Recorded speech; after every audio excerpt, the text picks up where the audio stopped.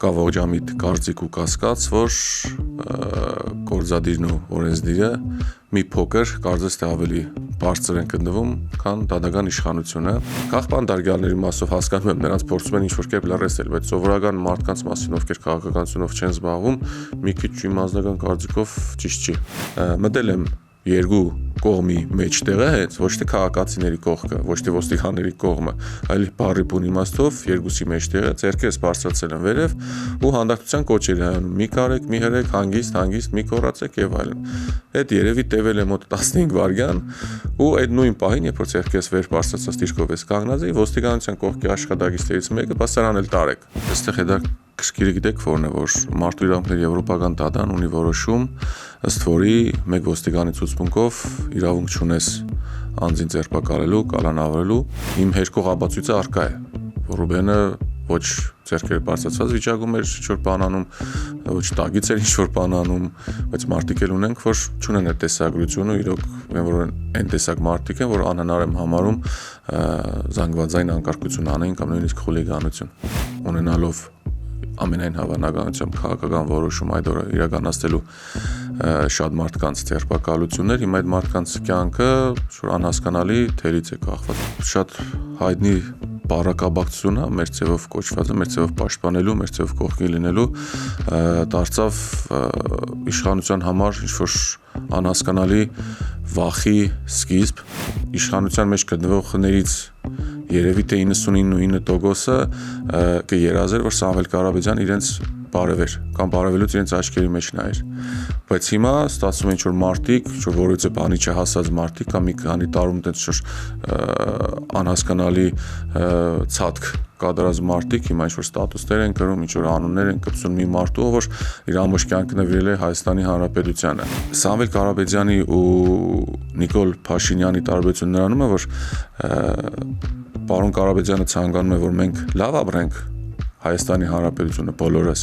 լինի պաշտպանված, եկեղեցին իր տեղում լինի։ Նիկոլ Փաշինյանը այլ խնդիր ունի։ Նիկոլ Փաշինյանի միակ կարևորագույն խնդիրը իշխանությունը պահելն է։ Սրանք տարբեր բաներ են։ Մեկը ուզում է հայրենիք փրկել, մյուսը ընդամենը ուզում է իշխանության մնալ, ուրիշ ոչ մի բան։ Armenia Today-ի խոսում են գլխավորի մասին հաղորդաշարի հյուրն է փաստաբան մեր ձևով շարժման Գյումրի համակարգող Ռուբեն Մխիթարյանը։ Շնորհակալ եմ Ռուբեն մեր հրավերը ընդունելու համար։ Ձեզ նույնպես շնորհակալություն։ Խոսելու ենք տարբեր թեմաներից, սկսենք նախ դատական համակարգից։ Ինչպես եք դուք հիմա գնահատում դատական համակարգը որպես փաստաբան, դատական համակարգի աշխատանքը ինչ է տեղի ունենում։ Տեսեք, դատական համակարգի մասով իմ մոտ առնվազն որպես փաստաբան այն տպավորությունն է, որ Հայաստանի Հանրապետության սահմանադրությամբ կանխատեսված նշված 3 բաժանումները չեն գործում, այսինքն օրենսդիր գործադիր դատական իշխանությունները, եթե պետք է լինեին իրար հավասար, այս պահին կա ողջամիտ կարծիք ու կասկած, որ գործադիրն ու օրենսդիրը մի փոքր կարծես թե ավելի բարձր են գտնվում, քան դատական իշխանությունը։ Տեսնում ենք վերջին տարիներին, թե ինչ է կատարվում դատավորների հետ։ Բարձրագույն դատական խորհուրդ տարբեր տեսակի դիմումներ մուտքագրվում է արտարության նախարարության կողմից կամ նույնիսկ քաղաքացիների կողմից։ ԲԴԽ մարմինը կայացնում է որոշումներ, որոնք եվրոպական դատարաններում անվավեր են ճանաչում։ Ու այդ նույն որոշումները հետ են գալիս Հայաստան։ Այսինքն մենք այստեղ կարող ենք հասկանալ, որ ընդհանուր առմամբ համակարգ բառի բուն իմաստով չի աշխատում։ Այսինքն ունենք բազմաթիվ խնդիրներ։ Դա կարող է լինել գործերի քանակից, կարող է լինել նաև ունենք մի շարք փաստաբաններ, կամ այսպես ասենք, կողմեր, այս որ կամ պատասխանող, որոնք ամեն ինչ անում են դատական գործերը երկարաձգելու համար։ Դրանց դեմ դերևս որպես այդպիսին մեխանիզմ չունենք, որովհետև օրինակ տեսեք, օրինակը բերեմ Արտիկ քրեակատարողական հիմնարկից, մենք այնտեղ կալանավորների եմ ես հանդիպել, ովքեր մոտ 4, 5, նույնիսկ 6, 7 տարի դերևս իրենց վերջնական դատական ակտը չունեն։ Իսկ մենք գիտենք, որ կալանքը դա պատիժ չէ։ Կալանքը դա այն ժամանակ հատվածը, որ մարդը գնում է X կալանավայրում եւ սպասում է օրինական ուժի մեջ մտնող վճռին։ Ու հենց այդ պատճառով կարծում եմ շատ են դեպքեր լինում, երբ որ 4-5 կամ 5 ժամանակահատված կալանավայրում գտնվելուց հետո անձը ազատվում է կամ արտարացվում է։ Այսինքն ինչ է ստացվում, մարդը կարող է 4 տարի կալանքի տակ գտնվել, սակայն վերջում պարզվի, որ ինքը այդ հանցագործությունը չի կատարել։ Դուք արդեն արծացեցիք արդիկ քրեակ կատարողական հիմնարկը։ Հիմա դուք դրա հետ եւի առաջվել եք կամ գործ եք ունեցել հիմնականում որպես փաստաբանական գործունեությամբ զբաղվելիս։ Քիչ-քիչ անդրադառնում ենք ձեր դեմ այսպես հարուցված վարույթին, դուք նաև փաստորեն առնչվեցիք արդիկ կատարողական հիմնարկի հետ արդեն որպես կասկածյալ, որպես կալանավորված։ Ինչ տեսակ այնտեղ, ինչ իրավիճակ է այնտեղ, ընդհանուր առմամբ պայմանները ինչպիսին են եւ բարելավման կարիք կա, թե չկա։ Տեսեք, ես այս ամբողջ համակարգը, որը երևի թե շատ ավելի ճիշտ կլինի անվանել նաև ռեժիմ, չի աշխատում լավ։ Ինչ նկատի ունեմ, խնդիրները բավականին շատ էին, որովհետև շատ ճիշտ նշեցիք, ինչ դու դրսից կարծիքներ ունենաս, ինչ ներսում տեստես քո աչքով ինչ է կատարվում, ինչ խնդիրներ կան եւ այլն, այդ արդեն լրիվ այլ պատկեր է ու իրական պատկերն է ստեղծում։ Պայմանների մասով, անձերի մասով սկսեմ, թե իրավապահ մարմինների, թե դա ամբողջ, չգիտեմ, քրեակատարողական հիմնարկի հսկիչները կամ այլ մարմինները, որովհետեւ խնդիր չեն ստեղծել։ Այդ մասով որովհետեւ առարկություն կամ նմանատիպ մեկ այլ բան չունեմ, չեմ կարող ասել։ Պայմանները, սենյակային պայմանները իրականում լավ չէին։ Չափից ավել հին, այսպես ասած վերանորոգում էր, խնդիրներ կար, բայց դա կարծում եմ հույս ունեմ, որ կլուծվի, չեմ հավատում ճիշտ ասած, որ մեր օրյա իշխանությունը դրանով զբաղվի, որովհետև ինչպես հասկանում ենք, իրենց համար կալանավորված անձիկ ինչ որ տենց վատ տեսակի մարդիկ են, բայց իրականում ես արդիկ քրեակատարողական հիմնարկում տեսա լրիվ հակառակը, իրականում Դավիթ ջան, այնտեղ շատ հետաքրքիր, շատ կարտացած, բանիմաց մարդիկ կային, ում հետ որպես խոսում էին նաև ոչ թե փաստաբան, այլ մասնագետ ու հասկանում էին, թե ինչ գործ է, ինչ են արել, ինչ խնդիր ունեն եւ այլն, հասկանում են, որ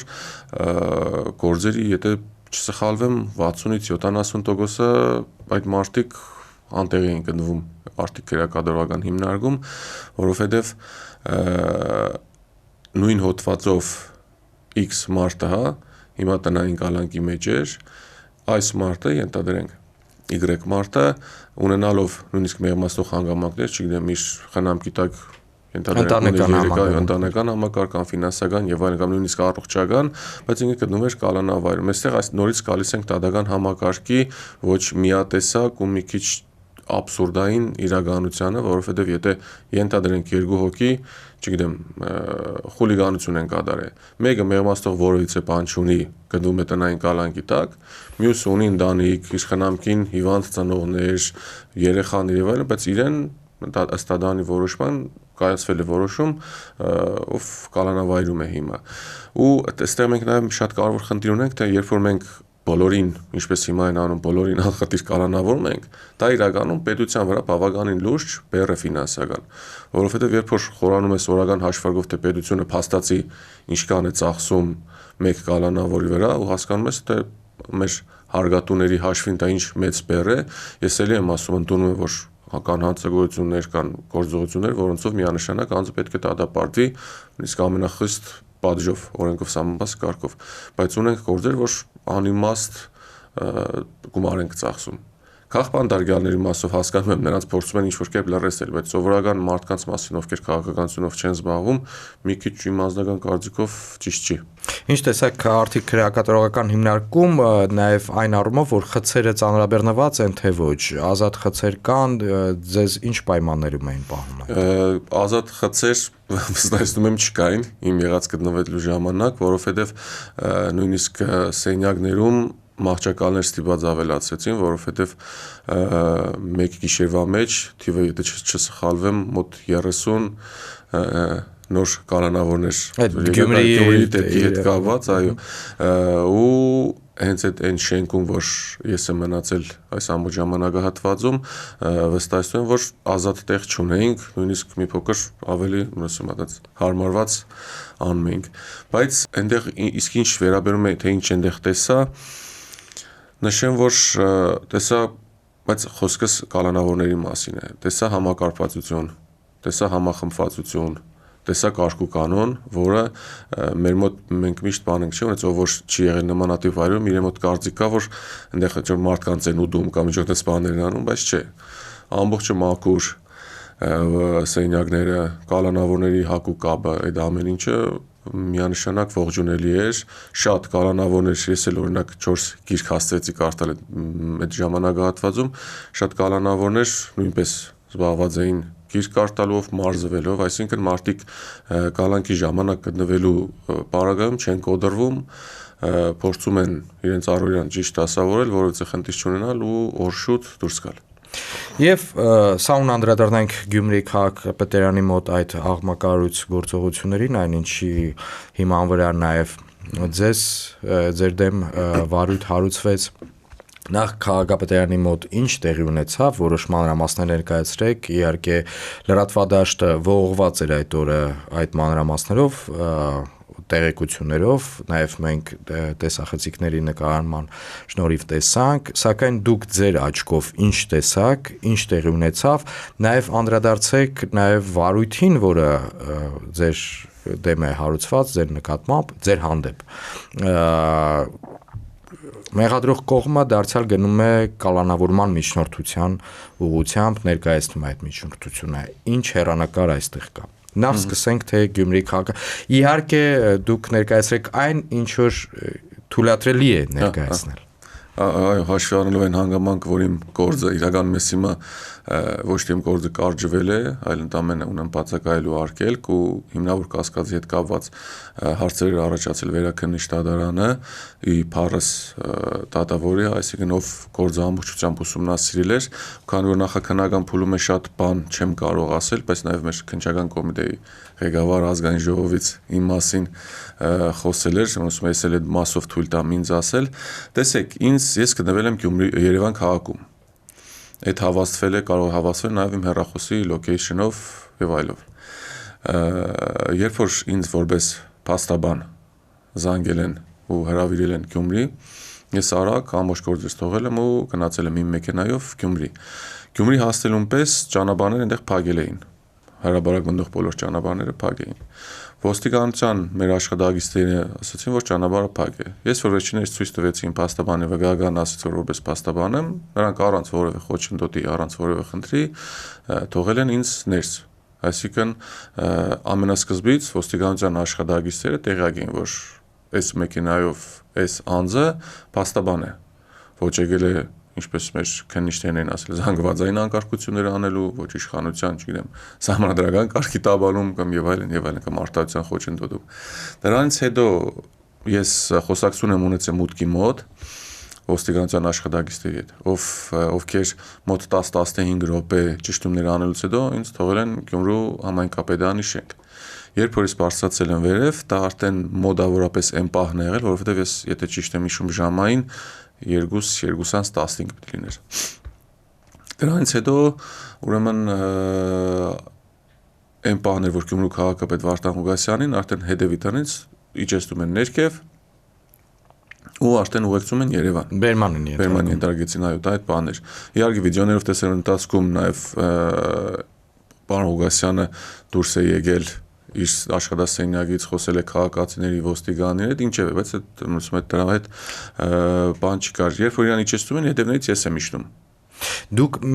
մի ճշտում ել, դուք որպես փաստաբան որևէ մեկի իրավունքը ներկայացնողն եք։ Այո, ու ոչ թե որևէ մեկի, այլ հաշվի առնելով փաստաբանության մասին օրենքի փաստաբանական գաղտնիք անձերի հետևանքներ չեմ կարող հրապարակել, բայց ունեցել եմ ես 3 վստահորդ։ Դրանից հետո երբ որ պարոն Ղուկասյանը իջնում է, իրենց հետևից իջնում եմ։ Ու արդեն հասկացա, որ որպես այդպեսին որևէ գործողություն չկա անելու։ Դուրս եմ եկել հետևի կողմից ու մի պահ ոնց որ կանգնեցի, հասկանամ ինչ է կատարվում, ինչ են անում եւ այլն, դե արդեն պարոն Ղուկասյանին ուղեկցել տարել են Երևան։ Ենթադրում եմ արդեն ազատան էր հասել կամ մարալիկ։ Տեսա, որ մի պահ աչքս թեքից, տեսա, որ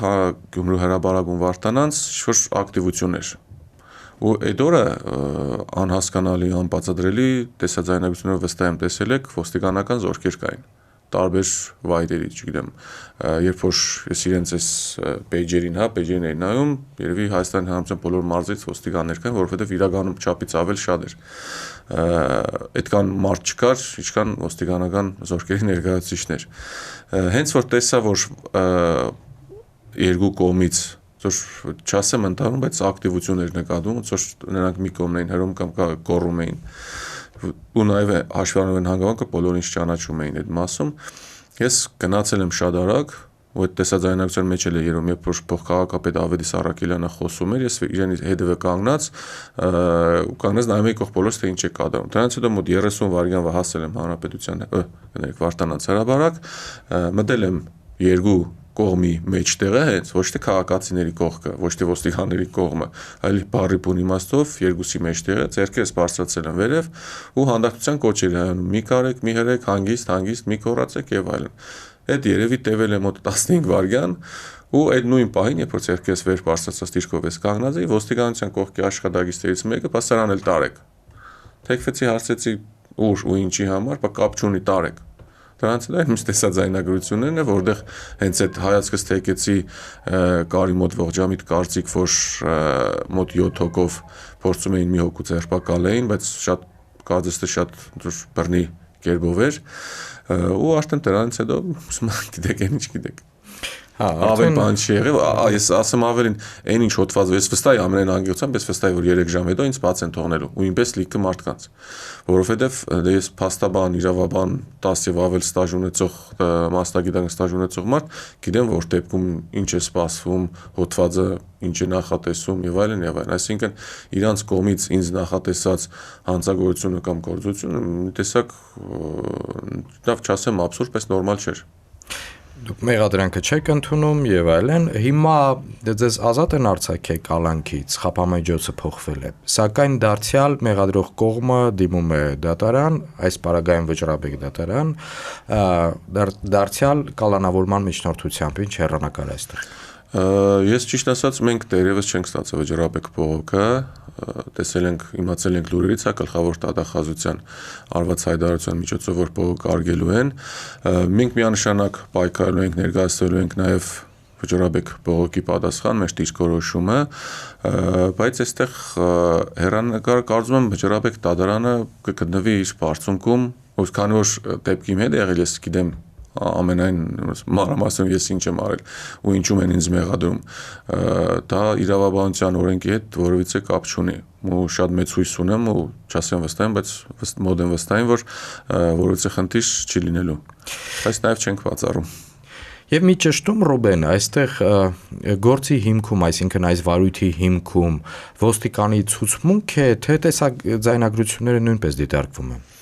Տեսեք, ունենք մենք մեկ ոստիկանի ցուցմունք, որը արձանագրության ինքներինց ձերբակալել, արձանագրությունը կազմել, բայց այստեղ հետաքրքիր գիտեք որն է, որ մարդու իրավունքների եվրոպական դատարան ունի որոշում, ըստ որի մեկ ոստիկանի ցուցմունքով իրավունք չունես անձին ձերբակալելու, կալանավորելու, գործում առկա են նաև բազմաթիվ տեսագրություններ, ժամանակագրական առումով բաժանած, տես որտեղ եմ գտնվել, ինչ եմ արել, նաև նույնիսկ հենց կոնկրետ ձերբակալման պահին, սակայն քննիչը եւ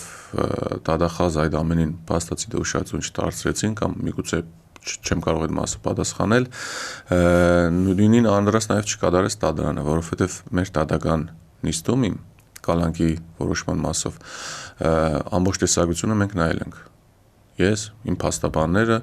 նաև մյուս կողմը, մեղադրյալ կողմը ու դատարանը, բայց ամեն դեպքում ունենք այն ինչ ունենք, սակայն ինչպես նշեցի, իմ բախտը չափից ավել շատ է բերել, որի մասով առկա են տեսագրություններ, ես այդքան իմ մասին նաև չեմ մտածում, այլ իմ այսպես ասած բախտագից անգերների մասին եմ մտածում, ում մասով միգուցե եւ տեսագրություններ առկա չեն։ Այսինքն ինչ է ստացվելու, որ ունենալով ամենայն հավանականությամբ քաղաքական որոշում այդ օրը իրականացնելու շատ մարդկանց ձերբակալություններ, հիմա այդ մարդկանց կյանքը անհասկանալի թերից է կախված ու չգիտես թե հետագայում ինչ կլինի։ Իմ հերկող ապացույցը առկա է։ Ռուբենը ոչ ձեռքերը բարձրացած վիճակում էր ինչ-որ բան անում, ոչ տագից էր ինչ-որ բան անում, բայց մարդիկ էլ ունենք, որ չունեն այդ տեսագրությունը, իրոք որ այն տեսակ մարդիկ են, որ անհնար եմ համարում զանգվածային անկարգություն անեն կամ նույնիսկ խուլիգանություն։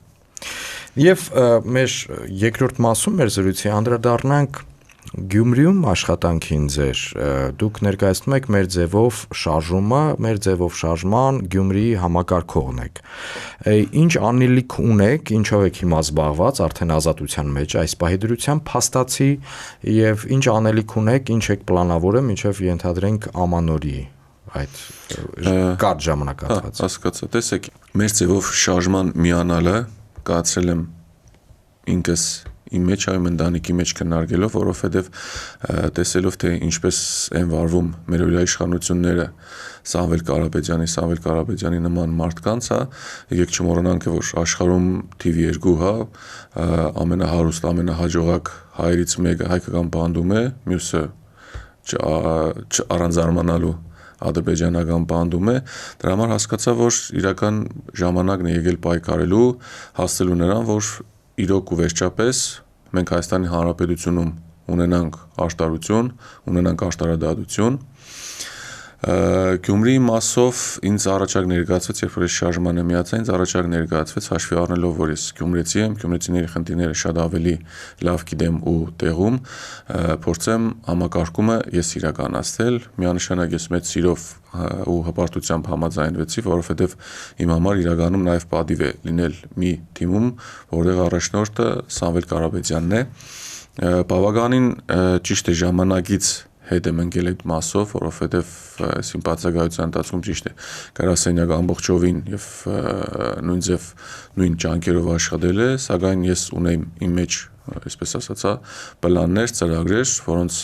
իրականացումը հնարավոր կլինի միայն իմ միջոցով, իմ ջանքերով նաև, իմ հաշվի առնելով նաև իմ անձը, ամանորի մասով ունենք ծրագրեր, բայց այս պահին քանի որ մինչև ամանոր դեկտեմբերի ընթացքում տեսեք հիմա մենք այս պահին մեր ամբողջ թիմը զբաղված է քաղաքի խնդիրների վերհանմամբ, շենք առ շենք փորձում ենք հասկանալ թե որ շենքում, որ բնակարանում ինչ խնդիր կա, այսինքն սոցիալական խնդիրներ եւ ոչ միայն, որովհետեւ մենք ունենք նաեւ Տաշիր բարեգործական հիմնադրամ, ունի նաեւ տարբեր տեսակի ծրագրեր, օրինակ ուսանողների հարցերի հետ կապված, չգիտեմ, միգուցե նաեւ ունենք նաեւ դեպքեր, որ առողջության հետ է կապված, փորձում ենք այդ ամեն ինչը համակարգային վերհանել, հասկանալ թե արդյոք ինչ որտեղ մենք այս պահին կարող ենք այդ մարդկանց օգնել թե ոչ ու արդեն փուլային անհրաժեշտ գործողությունները անել նաև արդեն ամբողջ հանրապետության մասշտաբով։ Կարծում եմ իրականում ամենալավ ու ճակատագրական պահն է Հայաստանի Հանրապետության համար, որ բառի բուն իմաստով սկսենք մենք էլ լավ ապրել։ Մենք որ հիմա խոսում ենք տնտեսության զարգացումից, կամ չգիտեմ աշխատատեղերի ստեղծումից, լավ Հայաստան ունենալուց մեր իշխանական թևը դրան հակադարձում են ամենը օրինակ, չգիտեմ, դպրոցներ կառուցելով, բայց այստեղ խնդիրը դպրոցներ կառուցելը չի։ Եթե մենք դպրոցները կառուցում ենք ու չունենք օրինակ որակյալ մասնագետներ կամ մանկավարժներ, խնդիրը տեղ է ավելի շատ։ Մենք պետք է մանկապարտեզներից խնդիրները վեր հանենք, հասկանանք ինչ խնդիրներ կան, ինչպիսի լուծումներ ունենք ու ինչ կարող ենք մենք տալ Հայաստանի Հանրապետության բնակչությանը։ Դուք լավ օրինակ բերեցիք, որ իշխանությունները դպրոցաշինությամբ են զբաղված եւ իշխանությունների ընդդիմախոսները այդ գործողությունը, այդ ծրագրերը ներկայացնում են որպես նախընտրական արշավի մի մաս։ Հիմա ձեր պարագայում էլ դուք նշեցիք, որ բարեգործական հիմնադրամի գործունեության գուցե ինչ որ մի օգնության այսպես հասցեատերերին եք փնտրում ձեզ մոտ Գյումրիում։ Դա էլ ձեր ընդդիմախոսները որպես կարող են ներկայացնել, որպես տեսեք դուք էլ եք զբաղված, այսպես ասած, նախընտրական քարոզչությամբ։ Գիտենք, որ տվյալ ձեր նշած հիմնադրամը նոր չի բացվել։ Երկար տարիներ, իլ չասեմ տասնամյակներ գործում է եւ իր գործունեությամբ շատ մարդկանց եւ ընտանիքների է օգնել, դրանց այդպիսի օգնության կարիք ունեցող ընտանիքների, թե Հայաստանի Հանրապետությունում, թե Արցախում։ Հիմա այս պարագայում, եթե դուք նշում եք, դուք էլ փնտրում եք սոցիալական այն խնդիրները, որոնք կարող եք նաեւ հիմնադրամի միջոցով լուծել։ Դա կարող է ձեր ընդդիմախոսը այս պարագայում իշխանական քաղաքական ուժը ներկայացնել, ահա դուք եք զբաղված նախընտրական քարոզչությամբ։ Շատ լավ հարց տվեցիք, բայց իրականում պատասխան հենց հարցի մեջ էր։ Տեսեք, Սամվել Կարապետյանի ընտանիքը Տաշիր բարեգործական հիմնադրամը ավելի քան 20 տարի է լուր զբաղված է պետականաշինության գործունեությամբ, բառի բուն իմաստով, այսինքն լուր իր գործողություններն անում են, որևիցե ռեկլամ, որևիցե կովազդ, որևիցե հայտարարություն երբևիցե չի եղել։ Մենք իրականում շարունակում ենք անել այն, ինչ որ Սամվել Կարապետյանը ու իր ընտանիքը արել է, Տաշիր բարեգործական հիմնադրամն արել է, հիմա ուղղակի ոնց թիմը մի քիչ ավելի մեծացել է։ Որովհետեւ տարբերություն չկա, երբ որ մենք հետ կնանք, չգիտեմ, Արցախյան պատերազմը, դրանից առաջ կառուցված եկեղեցիները, ուսանողություններ, հիվանդանոցներ, անթիվոան համար է կատարված օգնություններ, դրա համար սա մեր բոլորի համար սովորական երևույթ է։ Այստեղ ուղղակի իշխանությունը ինչի է հիմա սկսել խոսալ կամ ուզելու է խոսել, որովհետև այն ժամանակ նմանատիպ խնդիր չկար, այն ժամանակ իրենց էր ավելի լավ, որովհետև եկեք անգերս լինենք, հա, իշխանության մեջ գտնվող խներից երևի թե 99%-ը կերազեր, որ Սամվել Կարապետյան իրենց բարևեր կամ բարևելուց իրենց աչքերի մեջ նայեր։ Բայց հիմա ստացվում է ինչ-որ մարդիկ, ինչ-որ որևիցե բանի չհասած մարդիկ կամ մի քանի տարում տենց անհասկանալի ցածկ կատարած մարդիկ հիմա ինչ-որ ստատուսներ են կրում, ինչ-որ անուններ են կպցնում մի մարդու, որ իր ամբողջ կյանքը նվիրել է Հայաստանի Հանրապետությանը։ Ուստի նաև իրանք շատ ժամանակ մոռանում են, որ այդ իրենց սիրելի տերմինը նախկիններ կոչվածը անդադար նաև Սամվել Կարապետյանի դեպքում են օգտագործում, որը աբսուրդ է։ Ասեմ ավելին, իրականում մոտ 8 տարի իրանք են իշխանության ամենաթարմ ու լավ նախկինը իրենք են։ Դրա համար իրենք ամեն ինչ կարող են անել, բայց Սամվել Կարապետյանի ու Նիկոլ Փաշինյանի տարբերությունը նրանում է, որ պարոն Կարապետյանը ցանկանում է, որ մենք լավ ապրենք, Հայաստանի Հանրապետությունը բոլորս լինի պաշտպանված, եկեղեցին իր տեղում լինի, Նիկոլ Փաշինյանը այլ խնդիր ունի։ Նիկոլ Փաշինյանի միակ կարևորագույն խնդիրը իշխանությունը պահելն է։ Սրանք տարբեր բաներ են։ Մեկը ուզում է հայրենիք փրկել, մյուսը ընդամենը ուզում է իշխանության մնալ, ուրիշ ոչ մի բան։ Հեցի թեմային անդրադառնանք շատ կարճ, ինչ է տեղի ունենում այնտեղ, հեցի, այսպես ասած, էլեկտրաէներգիայի բաշխման լիցենզիայից զրկումը որքանով կարող է անդրադառնա տվյալ ընկերության աշխատանքին, նաև իրավական առումով։ Տեսեք, մենք Ստոկհոլմի արբիտրաժի որոշում ունեինք, միջազգային արբիտրաժային դատարանի, ըստ որի մեզ արգելվել էր զերծ մնալ ի թիվսարի նաև լիցենզիայի զրկումից։ Սակայն մեր մասնագետները որոշեցին այդ քայլին նույնպես գնալ։ Այս ամեն ինչի պատասխանը տալու է Հայաստանի Հանրապետության քաղաքացին հարգերի տեսքով, որովհետև երբ որ մենք ունեցանք նաև վերջնական ակտ այդ մասով, այդ վնասները կրել են մենք սովորական հարգատուներս։ Այն ինչ որ իրենք հիմա անում են իշխանությունը, դա տասական անձին գույքից զրկել է պետական մակարդակով, որովհետև տեսեք, օրինակ Ռոմանոս Պետրոսյանի, հա, աշխատավարձ, հիմա փաստացի ինչ է ստացվում, Ռոմանոս Պետրոսյանի աշխատավարձը վճարում է Սամվել Կարապետյանի կողմից։ Եթե դուք գնացել եք, օրինակ, լավ, շատ լավ խնդիրներ եք տեսել, Քավլիցի պետությունը իրավունք ունի, բայց վերջի գնացել եք խնդիրները լուծելու, թե ուղղակի այդ աշխատավարձերը ստանալու, կամ ինչ է մինչև այսօր արվել այդ ամենին, այսպես ասած, իտերիտուր։ Ես ամենայն անգեղությամբ չեմ տեսնում որևիցե ռեալ քայլ, սա ընդամենը իրենք փորձեցին նեղացնել պարոն Կարապետյանին, որը ինչպես ցույց տվեց կյանքը արդեն 6 ամիս է չի ստացվում, չի վստահ չի ստացվելու, դրա համար նրանք ընդամենը այս քայլով փորձեցին մի փոքր սահմանափակել պարոն Կարապետյանի ազդեցությունը այդ թևում նաև, որը չեմ էլ հասկանում ամենայն անգեղծությամբ ինչի համար էր, բայց այս ռուսի ասած այս դրուկի տակ են ոնց որ մնում մեր իշխանությունները, որովհետև սա իրավաբանություն չէ, սա արտարություն չէ, սա օրինականություն չէ, սա արտարադատություն չէ։ Ասեմ ավելին, օրինակ X1-ը մեծահարուստ լինի հայ ազգի կամ օդար ազգի, արդյոք այս ամենը տեսնելով ռիսկ կանի կգա ներդրումներ կանի Հայաստանում։ Ես լեւոր լինեի չէի կհաստատ, որովհետև ստացվում մի քանի տարի կարող է աշխատել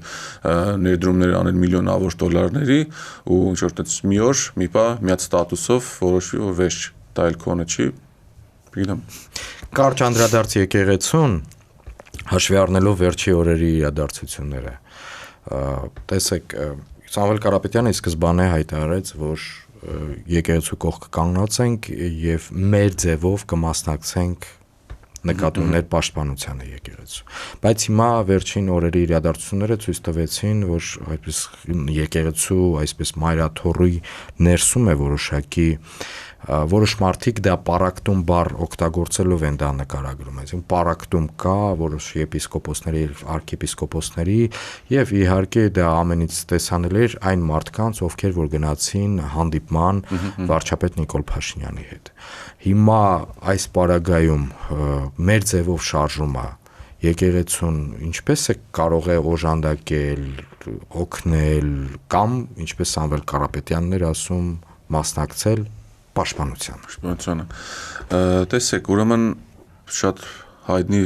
բառակաբակցությունը մեր ձևով կոչվածը, մեր ձևով պաշտպանելու, մեր ձևով կողքի լինելու դարձավ իշխանության համար ինչ-որ անհասկանալի վախի սկիզբ, որովհետև իրականում, երբ որ նայում ես որպես իրավաբան, փաստաբան, ամբողջ աշխարհը կարծում եմ մեր վրա հիմա ծիծաղումել է, թե բառակաբակցության տակ լավ դուք ինչ եք կդել, ինչ կար դրա մեջ կամ ինչ իրական գործողություն, լավ, այսպես ասենք, իրական գործողություններ նախապատրաստվում կամ նախապատրաստվել Կարապետյանի կողմից, այդ մենք նաև մեր կարծիքին ենք մնում, որ իշխանությունը որևէ կերպ իրավունք չունի խառնվելու եկեղեցու գործերին։ Եթե եկեղեցում դիցուկ առկա են խնդիրներ, եկեղեցին ինքն է իր ընթացակարգերով, իր կանոնակարգերով իր խնդիրները վերացնելու, բայց ես լինելով, չգիտեմ, կամ երկրի վարչապետը կամ մյուս իշխանության թևը կապ չունի դիմադիր թևը, որից է մեկը իրավունք չունի մտելու այդ դաշտ, որովհետև իրենք նշում են, որ դե եկեղեցականներն քաղաքականությունով են զբաղվում, բայց երբ որ խոսում ես հայրենիքի պաշտպանության մասին, օրինակ հիմա էլ ունենք նաև մեր Միքայել Սրբազանը, Պակրատ Սրբազանը, մյուս հոգևորականները, այդ մարդիկ քաղաքականություն չէին մտնում։ Այդ մարդիկ ընդամենը ասում են, որ հայրենիք ենք կորցնում, այդ մարդիկ ասում են, որ, չգիտեմ, այս ամեն ինչը տանելու է մեզ կործանվան։ Հիմա դրանք այդ դրոշակն են սարքել, ասում են, դե դուք քաղաքականություն չմտնեիք, այս էլ քաղաքական հաշվեհարդարի վիճակ է, որովհետև օրինակ մեր Միքայել Սրբազանը, Գյումրիի միշտ ընդդիմադիր կեցվածք է ունեցել, միշտ ճիշտ բաներ է խոսել երկրի պաշտպանության, հայրենիքի պաշտպանության մասին, բայց հիմա իրանք այդ ամեն ինչը ֆռցրեցին հագարակ ու հիմա փաստացի լուրջ առողջական ունակ խնդիրներ ունեցող մարդը խոսքի համար, եթե չեմ սխալվում, 2-4 ոնց որ վճռաբեկ են, չէ՞, թիմի դատախազությունը ավելացնելու եւս 6 ամիս, սա ընդամենը շատ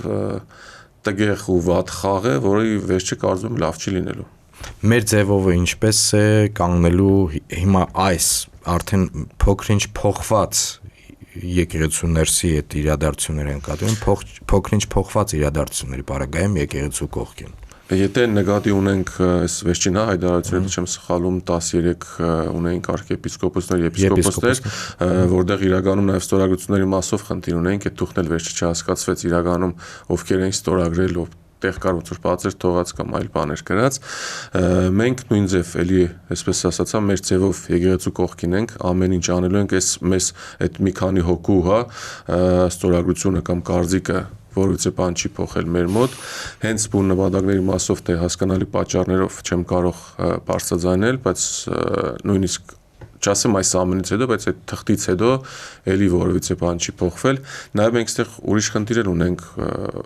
ըստ օտում կախվածալ ուրերես լրատվության պարոն Կջոյանը օրինակ չէ ինչ որ այն վաղ մեքենաների մասին էին խոսում լուրերով դա կար այդ ինֆորմացիան կամ զենքի հետ կապված բան ու հիմա իշխանության համար փաստացի ձեռնտու է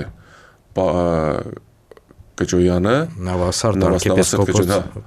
Նավասարդ arczepiskopos Կջոյանը ամենայն հարգանքով բոլորի նկատմամբ հիմա այս մարտիկ ծեր են տալիս օրինակ մյուս մարտիկ ծեր չեն տալիս այստեղ ընտանիքին գալիս ենք մի կետի որ իշխանության համար կապ չունի թե դու ինչ ես անում ընդամենը պետք է լինես իրենց կողքին փորձը դա ցույց տվեց որովհետև մի ժամանակ նույն եպիսկոպոսների մասով իրանք էլ էին խնդիրներ բարձրաձայնում բայց հիմա այս պահին մոռացվեց անցան առաջ ու ոնց որ միացել են իրար կամ չգիտեմ ինչ է կատարում տեղեկատվություն ունեմ միայն լրատվական նյութերից բայց վստահ եմ որ եկեղեցին ինչպես 100 ամյակներ 1000 ամյակներ կանգուն եղել է ու կանգուն մնալու է Շնորհակալ եմ Ռուբեն մեր հրավերը ընդունելու համար։ Armenia Today-ի խոսում ենք գլխավորի մասին հաղորդման հյուրն էր փաստաբան մեր ձևով շարժման Գյումրի համակարգող Ռուբեն Մխիթարյանը։ Շարունակեք հետևել մեզ, ես Դավիթ Հաղաբեկյանն եմ։